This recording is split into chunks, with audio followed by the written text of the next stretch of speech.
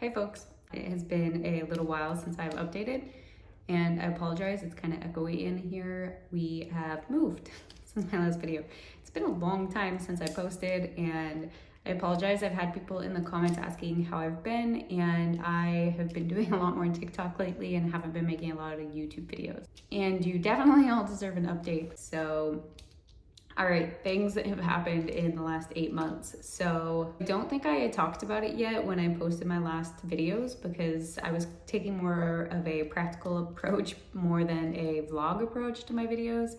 But after I had gone through my last set of ablations and starting the new year, I had decided that I really wanted to use my skills as a software developer in the healthcare or digital health space. I knew that I wanted to make an impact for other patients and do something that was a little bit more fulfilling with my skills. So I decided that I wanted to make a bit of a industry pivot. I was in motorsports before, and I've been in motorsports my entire career, which was about 15 years. But the next few years will probably be pretty important in deciding what route this thing's gonna take. And so I had decided that I really wanted to take my time and make sure that I was pursuing something that I was passionate about.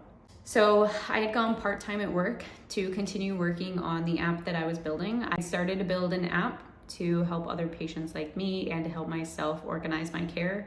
One of the things that was really frustrating to me as a patient with a rare cancer is the fact that I had so many doctors and all of them used a different system, so my records did not easily transfer from one place to another. I couldn't see my lab work in both places, and it was really hard to keep track of all my doctors, my appointments, my notes, everything. There wasn't a place to keep track of it all in one place. So I built an app that allowed me to keep track of all my doctors, all my prescriptions, all my appointments, and also vitals and health details, so that I could just go back to that app anytime that I had an appointment or that I wanted to make a record of something. So I had really found my passion in building that app and definitely found that I wanted to kind of move into the healthcare space. And I actually was working on that app when I was going through my ablations that I was getting done last November. Here's a photo of me literally working on the app in the hospital.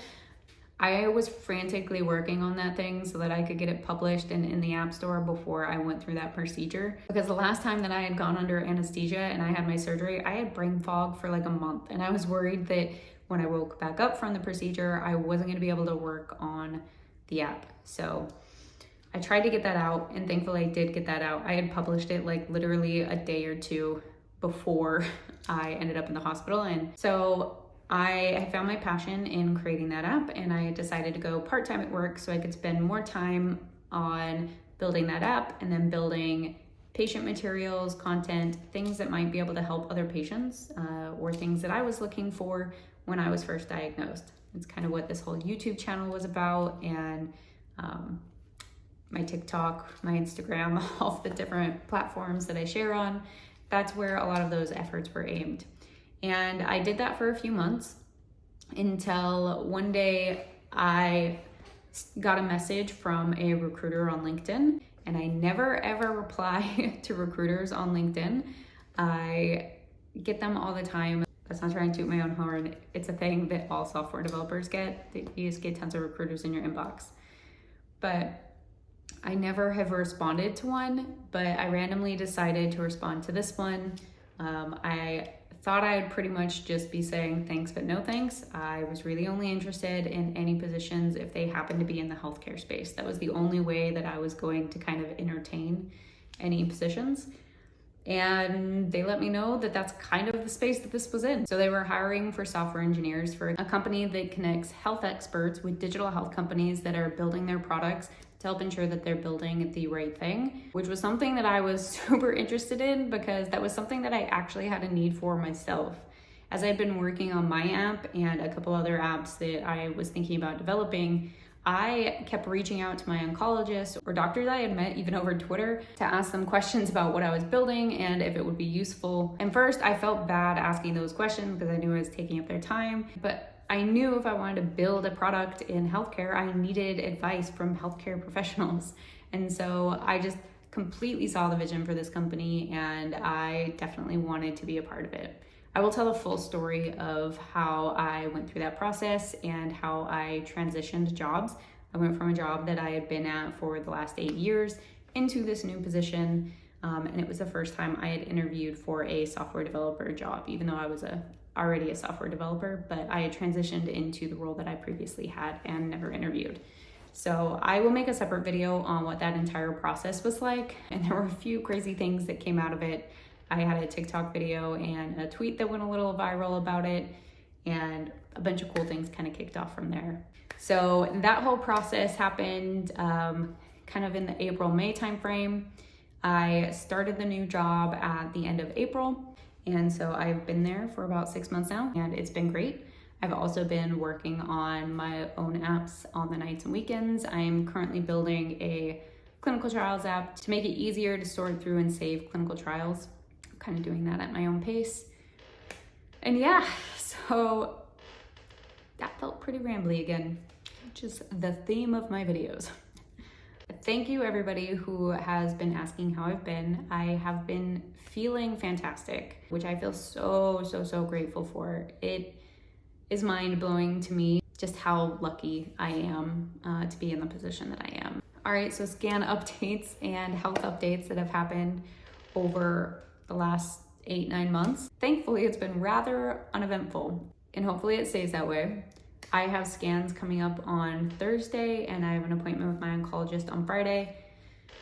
I'm nervous about these scans. This is the longest I've ever gone without scans. We pushed my scans out another month further because my last scans looked good. So fingers crossed that these ones do too. So I'll recap my medical history from the beginning of this year. So at the beginning of January, we rescanned me after we had done my ablations. It was about 2.5 months after we ablated a few more spots in my liver that were left behind after surgery. I still was not on any systemic treatment. We just did the ablations, and then we were watching and waiting until January to see if we were able to ablate everything. When we rescanned in January, it looked like we got most of the spots. There were 2 little spots that we targeted that we weren't really quite sure if we got or we missed.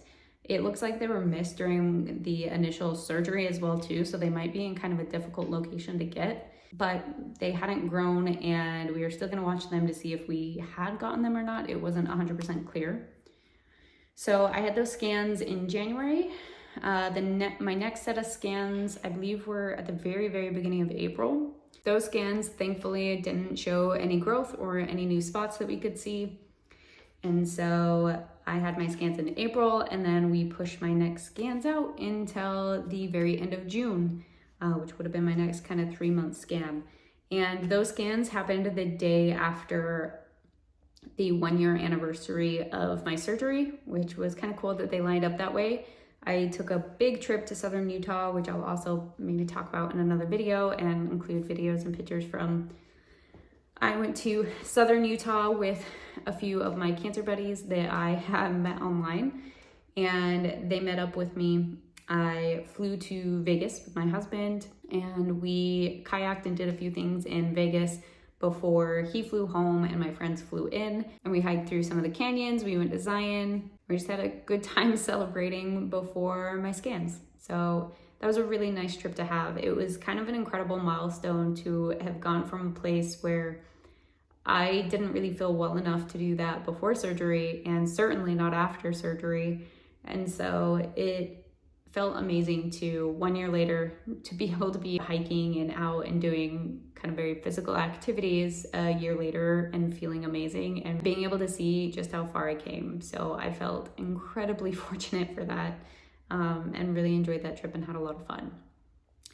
All right, what else? Okay, so after those scans came back clear, they decided that we could start trying to push out my scans a little bit further, which I was super nervous about. Scans in June was the first time that I had gone a full 3 months, I think, for scans.